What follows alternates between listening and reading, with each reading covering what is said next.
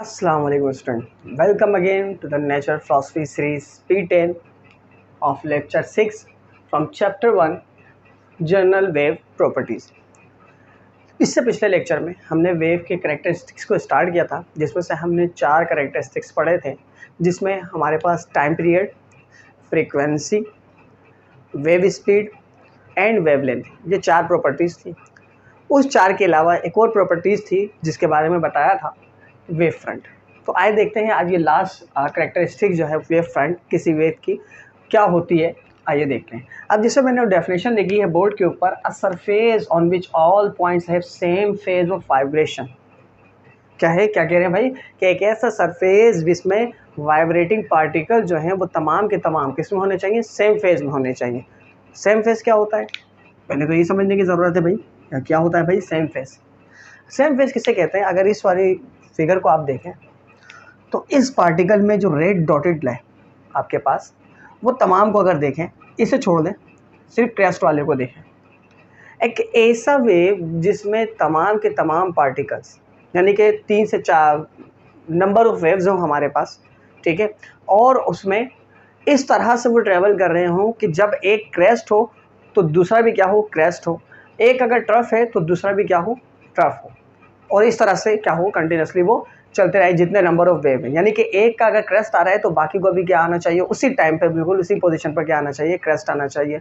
और उसमें मौजूद जो पार्टिकल्स हैं, पार्टिकल की जो वाइब्रेशन है वो भी क्या होनी चाहिए, बिल्कुल सेम होनी चाहिए। यानी अगर एक पार्टिकल पीक पर बिल्कुल एक्सट्रीम पोजीशन पर क्या कर रहा है, वाइब्रेट कर रहा है, तो दूसरे वाले जो पार्टिकल है, दूसरा वाला जो वेव है, उसमें मौजूद पार्टिकल को भी एक्सट्रीम पोजीशन पर क्या करना चाहिए, ऑसिलेट करना चाहिए। इसी तरह तीसरे वाले वेव में भी उस पार्टिकल को एक्सट्रीम पोजीशन पर क्या करना चाहिए, ऑसिलेट करना चाहिए। अगर इस तरह के वेव्स एक साथ ट्रेवल कर रहे हैं तो उसे हम क्या कहते हैं, सेम फेज वाले वेव कहते हैं।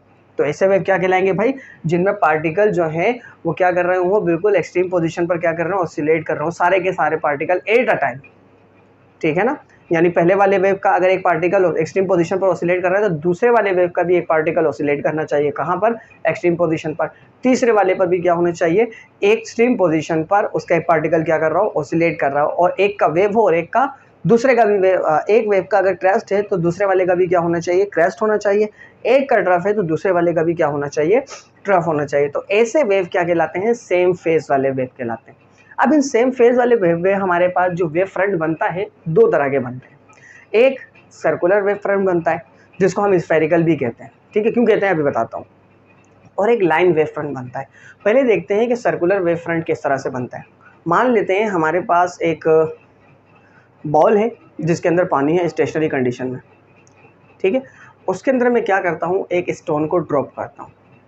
क्या कर रहा हूँ भाई, एक स्टोन को ड्रॉप कर रहा हूँ। या यूँ कह लें, स्फेरिकल की बात कर रहे हैं तो मैं बल्कि उससे ज़्यादा अच्छी एग्जांपल मैं सन की ले लेता हूँ।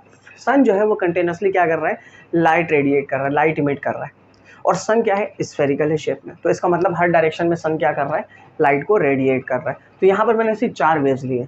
अगर आप देखें ये डॉटेड लाइन जो है, हर एक डॉटेड लाइन, ये हर एक सर्किल जो है डॉटेड लाइन वाली, उसमें हर एक डॉट एक पार्टिकल को शो कर रहा है। अब अगर ये हर एक पार्टिकल को शो कर रहा है तो आप देखें पार्टिकल हर डायरेक्शन में मूव कर रहे हैं, क्योंकि सन क्या है, स्फेरिकल। उसमें से मैंने 4 वेव ले लिए, ठीक है। तो 4 वेव किस तरह से ट्रेवल कर रहे हैं अगर आप देखें तो क्या है आपके पास, चारों के चारों वेव, ठीक है। अगर इस वाले वेव का एक पार्टिकल क्या है, अपनी एक्सट्रीम पोजीशन पर है, और दूसरे वाले वेव का भी पार्टिकल अपनी एक्सट्रीम पोजीशन पर है, तीसरे वाले का भी अपनी एक्सट्रीम पोजीशन पर है, चौथे वाले का भी अपनी एक्सट्रीम पोजीशन पर है, और ये किस फॉर्म में जनरेट हो रहा है, किस तरह से दिख रहा है, हमें एक सर्कुलर फॉर्म में दिख रहा है। तो ऐसे वेव फ्रंट को हम क्या कहते हैं, स्फेरिकल वेव फ्रंट कहते हैं, जिसकी डेफिनेशन में लिखी हुई है, there is a point and source. जब पॉइंट और सोर्स, जिस पॉइंट पर आपने क्या किया है, उसे डिस्टर्ब किया है, वो पॉइंट ऑफ सोर्स और पॉइंट एंड सोर्स दोनों क्या है, होमोजेनस है, एक जैसे हैं। तो वहाँ से जो आपके पास वेव फ्रंट नज़र आएगा आपको, वो स्फेरिकल वेव फ्रंट नज़र आएगा। आगे बात समझ में यहाँ तक। अब अगर आगे देखें कि स्फेरिकल वेव फ्रंट के बाद लाइन वेव फ्रंट क्या होती है। अगर हम रिपल टैंक वाली केस को ले लिया जाए, उसमें भी क्या है, हमारे पास एक टैंक है जिसके अंदर वाटर जो है वो मौजूद है स्टेशनरी कंडीशन में। अब मैं क्या करता हूँ, वहाँ पर एक डिपर होता है मेरे पास। जब वो डिपर उसमें डिप करते हैं तो वो वाटर के अंदर मौजूद जो पार्टिकल्स हैं उनको क्या कर देता है, डिस्टर्ब कर देता है। अब जब वो डिस्टर्ब करता है तो हमें क्या मिलते हैं भाई, वेव जनरेट होते हैं वहाँ पर। अब वो वेव हमें किस फॉर्म में नज़र आ रहे होते हैं, कुछ इस तरह से, लाइंस की फॉर्म में। किस तरह से, लाइंस की फॉर्म में नज़र आ रहे होते हैं। उसमें भी यही कंडीशन लाजमी है कि तमाम ऑसिलेटिंग पार्टिकल जो हैं वो क्या होने चाहिए, सेम फेज में वाइब्रेट कर रहे होने चाहिए। सेम फेज से अभी बता दिया आपको कि तमाम के तमाम अगर एक वेव का क्रस्ट है तो दूसरे वेव का भी क्रस्ट होना चाहिए, और उसमें मौजूद जो पार्टिकल हैं वो दोनों एक्सट्रीम पोजीशन पर होने चाहिए।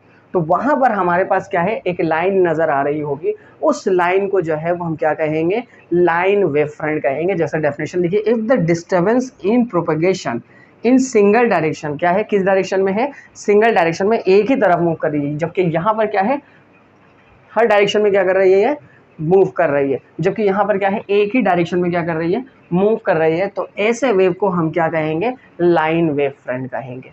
यहाँ तक आगे बात समझ में। तो यहाँ पर हमारे पास करेक्टरिस्टिक्स खत्म होता है किसका, वेव का। मिलते हैं नेक्स्ट लेक्चर में, नेक्स्ट टॉपिक में।